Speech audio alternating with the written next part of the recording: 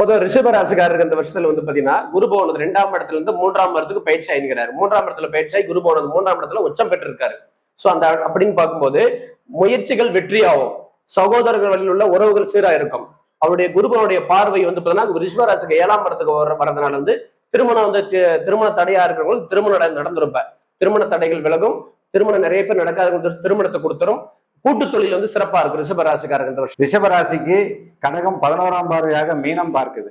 இந்த 11ஆம் பாவம் மீனம் இருந்து வருமானம் மிகவும் சிறப்பாக இருக்கும்.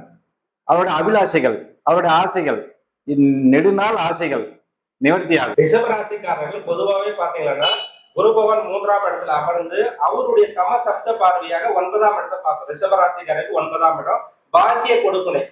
அப்ப எந்த ஒரு முயற்சி செஞ்சாலும் ரிஷபராசிக்காரர்கள் தந்தை முன்னிலை வைத்து செஞ்சாங்க அவங்களுக்கு வாழ்க்கையை வெற்றி. அப்ப ரிஷபராசிக்காரர்கள் அது மகர மனைன்றதுனால பொதுவா அவங்களுக்கு வந்து தடைகளை நிவர்த்தக்கூடிய கடுமையான முயற்சி இருந்தால் மட்டுமே வெற்றி அடையும். அது தந்தை முன்னெடுத்து சென்றாங்க பாக்கிய கொடுப்பனை பிரார்த்தம் அடைய வாய்ப்பு இருக்குது.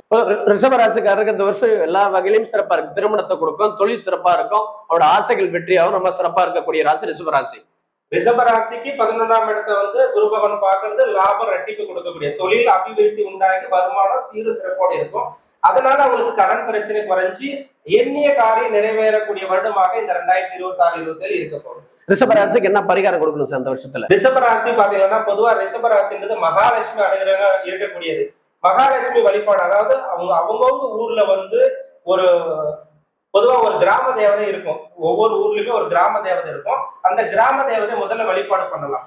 அடுத்தது பாத்தீங்கன்னா திருமண பிரார்த்தனை வெற்றி அடைகிறதுக்கு பழனி தண்டாயுதபாணி முருகன் வழிபாடு எடுத்துக்கிறது நல்லது. 2வது வந்து பாத்தீங்கன்னா குரு பகவான் 5வது பார்வையா பாக்குறது வந்து பாத்தீங்கன்னா பாதாள செம்பு முருகன் போயிட்டு வந்து மிக சிறப்பான ஒரு பலனை கொடுக்கும். நீண்ட நாள் திருமண தடைகள் நிவர்த்தி ஆகுங்க ஐயா விருச்சிக ராசிகர்கள்.